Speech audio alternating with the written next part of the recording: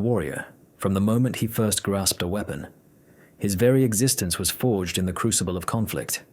Descended from a proud lineage, his reputation as a formidable combatant had steadily grown. He was renowned for his courage, a decorated soldier who never flinched from even the most perilous confrontations.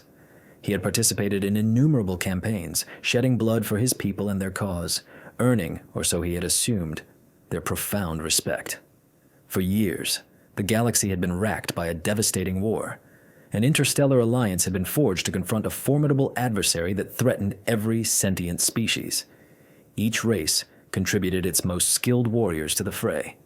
Krax was among them, leading his detachment against an unrelenting foe, an army of emotionless, calculating machines bent on utter annihilation. The alliance was teetering on the brink, yet as long as they stood united, hope persisted. On this particular day, however, hope seemed to be evaporating. The battle raged with a ferocity surpassing anything Krax had ever witnessed. Explosions ripped through the atmosphere, and starships plummeted from the heavens in fiery cascades. Krax, ever the leader, fought at the vanguard. His alien physique, imposing and robust, moved with calculated precision, his advanced weaponry decimating enemies. Yet even he could not avert the inevitable. As he directed his unit to press forward, a colossal detonation erupted nearby. Instinctively, Krax threw himself in front of his comrades, absorbing the full force of the blast. The impact hurled him across the battlefield, his armor fracturing, his body reeling. Pain surged through him as he crashed to the ground, his vision blurring. He could dimly perceive the surrounding chaos, the desperate cries of soldiers, the ominous hum of approaching enemy drones. He was immobilized, his once potent frame now a broken vessel. Krax attempted to signal for assistance, his clawed hand reaching for the device on his wrist. His unit had to be nearby. They had to be. But when he activated the comm, only silence answered. Bewilderment gave way to dread as he realized they were abandoning him. He heard their voices, the cold directives from his own kind, speaking of withdrawal. They had assessed the situation and deemed him a liability, no longer an asset in their eyes. Krax was a damaged piece of equipment. Its purpose fulfilled. His people placed paramount importance on strength. Weakness was to be cast aside, discarded. Thus, as Krax lay bleeding on the battlefield, his own kind deserted him. The other allied forces, preoccupied with their own survival, offered no succor. No one came. No one cared. Krax's heart pounded, not from the agony, but from the profound sense of betrayal that overwhelmed him. His entire existence had been dedicated to his people, to fighting for the Alliance. Now, when he needed them most, they were gone. The burden of his perceived failure weighed heavily upon him, his body feeling increasingly cumbersome with each passing second. His breathing grew shallow and labored. This, he realized, was how it would end, left to perish on a desolate battlefield, forgotten. As oblivion crept in, Krax reflected on his homeworld, the honor he once cherished, and the warriors he had stood beside. They had all forsaken him. He closed his eyes, resigned to let the machines deliver the final blow. It would be a mercy compared to the deafening silence of his betrayal. Then, he heard voices, different this time. Not the chillingly detached tones of his kin, but something softer, more human. Krax blinked, struggling to maintain consciousness as the voices grew louder. His vision swam as he perceived them. A group of human soldiers moving swiftly through the debris, searching for survivors. Krax couldn't comprehend it. The humans weren't supposed to be here. The battle was lost. Everyone else had retreated. He tried to speak, but only a rasping sound escaped his lips. One of the humans noticed him, her eyes widening in surprise. She gestured to the others, and soon they were surrounding him, examining his injuries. They spoke rapidly, but Krax could barely decipher their words. He expected them to leave him, just as everyone else had. He was an alien, an outsider, and surely expendable to humans. Yet, as the minutes ticked by, they did not depart. They remained. The leader of the group, a human male with a prominent scar across his cheek, knelt beside Krax. "We're going to get you out of here," he stated, his voice calm yet resolute. Krax blinked in disbelief. These humans were choosing to save him, defying orders, risking their lives for an alien soldier who wasn't even of their own kind. He couldn't grasp it. Why would they do this? Why help him when even his own people had abandoned him? As the humans gently lifted him onto a makeshift stretcher, Krax's mind raced. In his world, strength was the ultimate virtue. But here, with these humans, he witnessed something entirely different. They were not the strongest species in the Alliance, nor the swiftest or most technologically advanced. But they possessed something else. Something Krax had never truly understood until this moment. Compassion, loyalty, a profound willingness to stand by their allies, even when it was inconvenient, even when it was perilous. Krax, the warrior who had always prided himself on his might, now found himself dependent on that very quality he had once dismissed. He didn't know if he would survive, but for the first time in his existence, he felt something other than duty and the call to battle. He felt hope. Krax lay in the makeshift shelter, surrounded by the humans who had rescued him. His wounds were severe, but their medic worked diligently, tending to him with unwavering focus, despite the unfamiliarity of his physiology. Krax remained silent, observing them with weary eyes. His species did not value weakness. Relying on others, especially humans, felt like an affront to everything he had been taught. His body was healing, but it was the discomfort of his wounded pride that stung more profoundly. He had been indoctrinated to believe strength was paramount, and here he was, broken, helpless, dependent on those who should have left him to perish. The human medic applied a peculiar gel to his injuries, the pain subsiding slightly. "You'll be fine," she assured him, her tone light yet reassuring. Her words held little weight for Krax. What did these humans want from him? Surely they hadn't acted out of pure altruism. He had witnessed enough warfare to know that no one offered aid without expecting something in return. He regarded the group with suspicion. The human commander, a grizzled man with a perpetually stern expression, commanded undeniable respect, and his loyalty to his team was evident. The others looked to him for guidance, and though his directives were blunt, they lacked any trace of cruelty. He had permitted the medic to treat Krax, despite the inherent risks. Krax couldn't fathom it. His own commanders would never squander resources on a soldier deemed no longer useful. Why were these humans so different? The jovial one, Krax didn't know his name, was conversing, injecting humor into the situation. His jests, though initially incomprehensible to Krax, seemed to uplift the spirits of the group. The others chuckled, even as they prepared for the next phase of their mission. It was a curious sight. Soldiers so at ease in the face of immense danger. Krax's people were stoic, perpetually prepared for combat, and any display of vulnerability was met with disdain.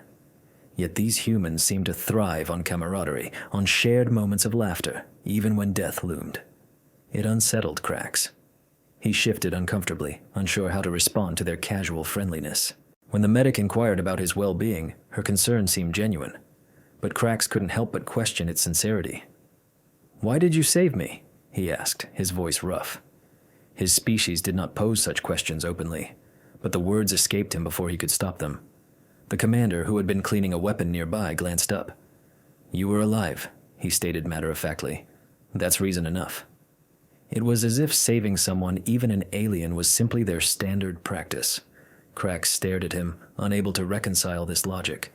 Being alive was the sole justification needed. His own people had seen him alive and still left him to die. "I'm not one of you," Krax mumbled, his mind struggling to process the human's reasoning. The commander shrugged, as if the fact held no significance. "Doesn't mean we leave you behind." That was the difference, Krax realized.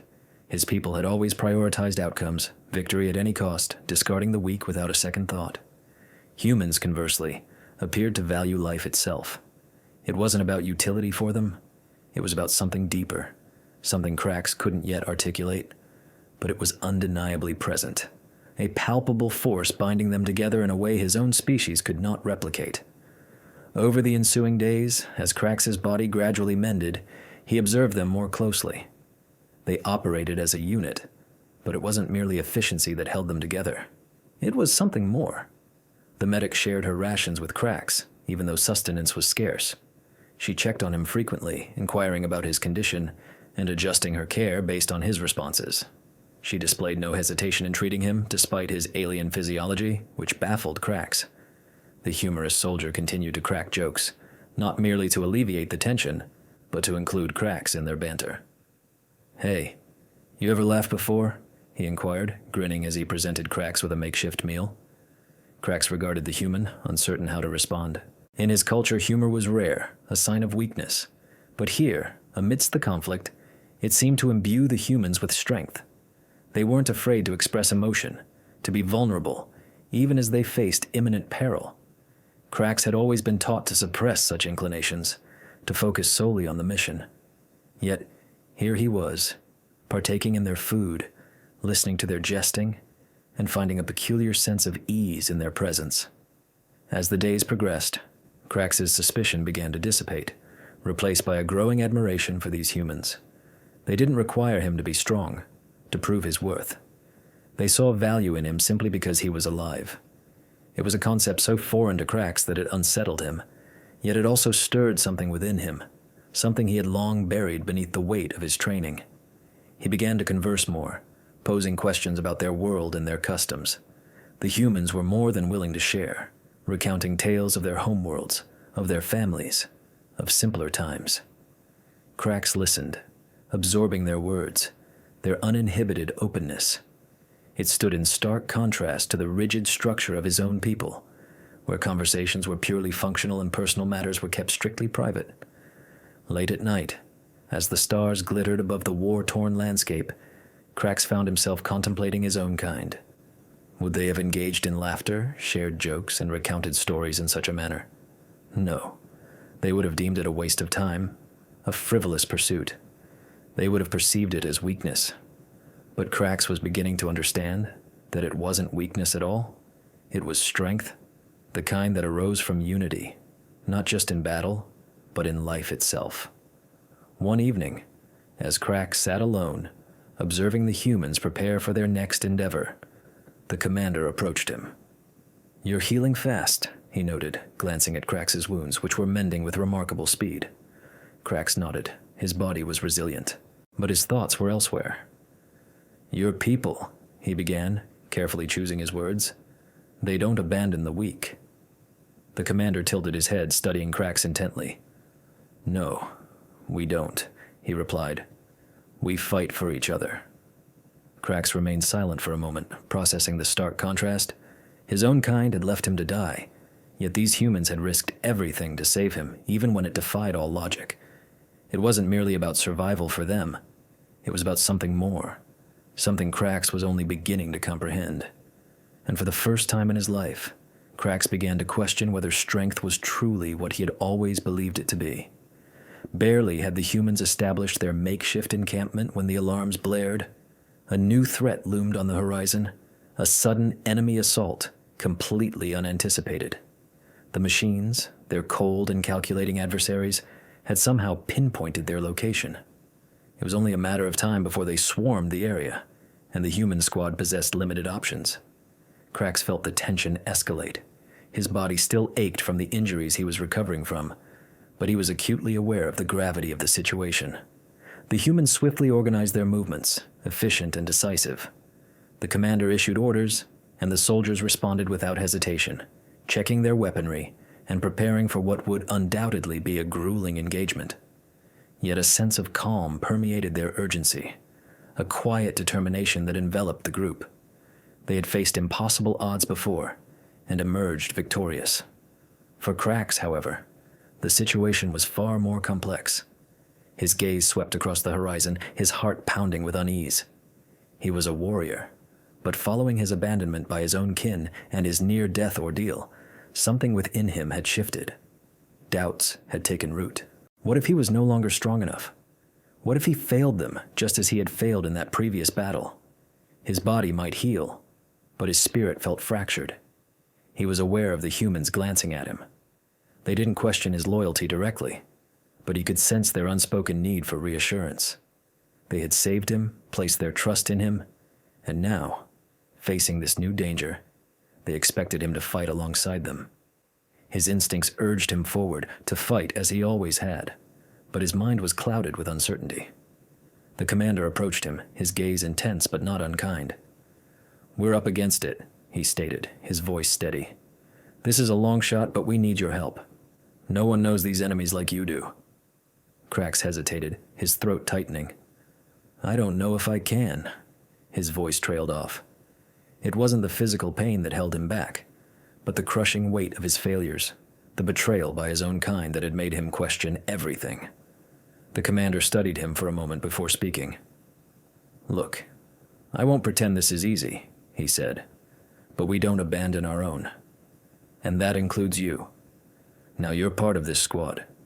We've seen what you're capable of. You don't have to be perfect. Just fight with us." Krax glanced around at the others, the medic, the witty soldier, even the younger recruits. Each of them was preparing to face the enemy, fully aware of the risks. They had saved him without hesitation, treating him as one of their own, despite being from entirely different species. They weren't asking him to fight for their survival. They were asking him to fight with them. Something within him stirred, a faint but growing resolve. These humans didn't perceive him as broken. They didn't view him as expendable. To them, he wasn't a liability. He was part of the team.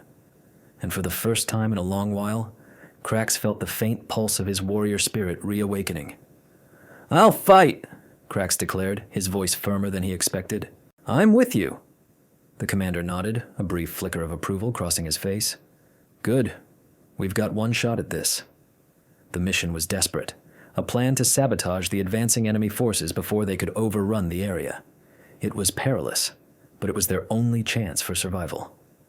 The squad moved with haste, navigating the war-torn terrain with Krax at their side.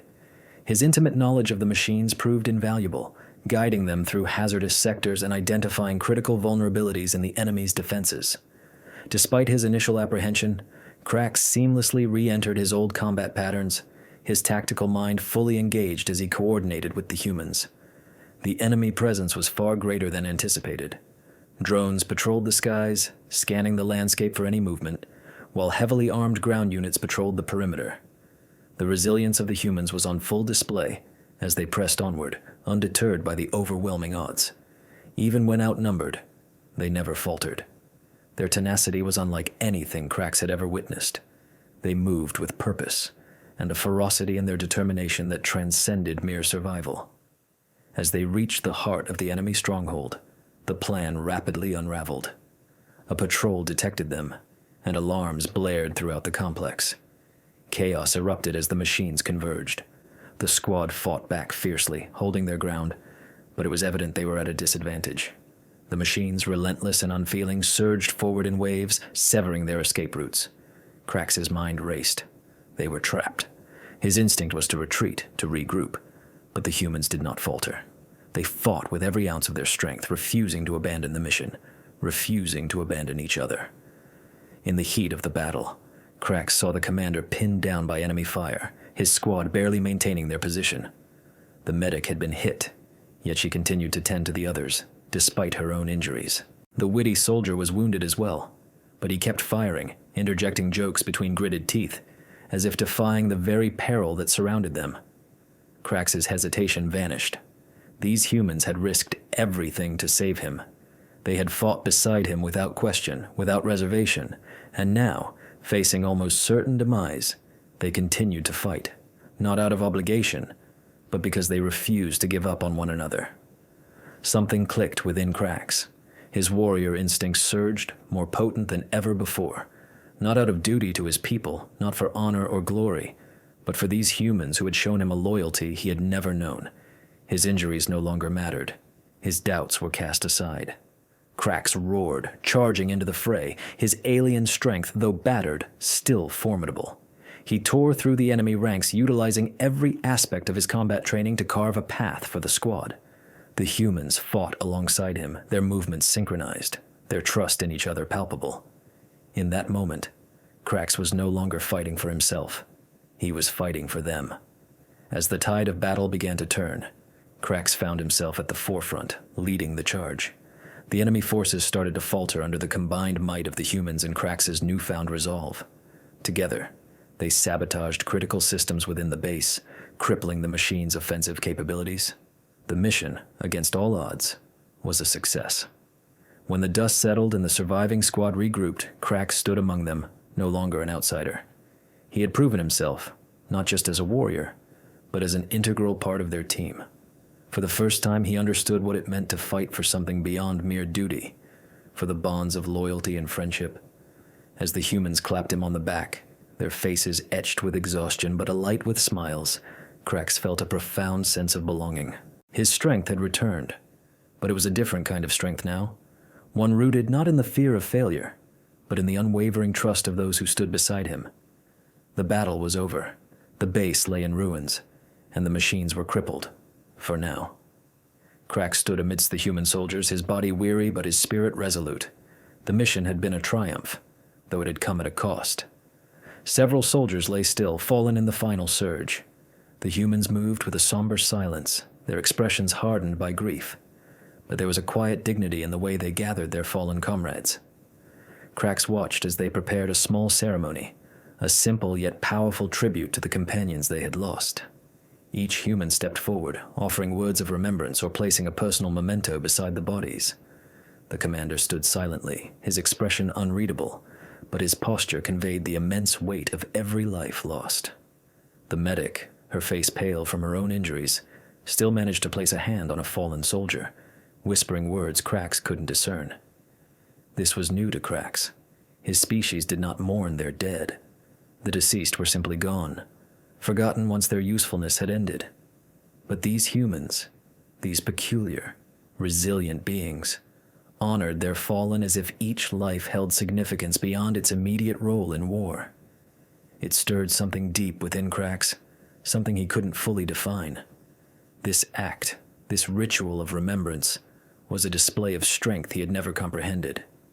Crax stood apart, feeling like an intruder upon something sacred, yet he couldn't tear his gaze away from the scene. These humans had shown him more honor in a few days than his own people had in his entire life. His own kind had abandoned him, viewing him as nothing more than a broken tool. But here, among these soldiers, life held meaning beyond mere survival. As the ceremony concluded, Crax found himself walking toward the commander, who stood at the edge of the camp, gazing into the distance. Crax hesitated, unsure of what to say, uncertain if he possessed the right to speak at all. But something within him had shifted, and he knew he couldn't let this moment pass unspoken. "They were brave," Crax stated, his voice low but firm. "You're soldiers." The commander nodded, his gaze remaining fixed on the horizon. "They were," he confirmed. "They always are." Crax shifted, feeling the weight of his own words before continuing. "My people," he began. "We don't do this. We don't honor the fallen. They are forgotten, discarded, just as I was." The commander turned to him, his eyes sharp but not unkind. "And yet, you fought beside us."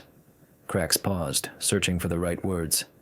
"I've spent my life believing that strength was everything, that weakness was worthless.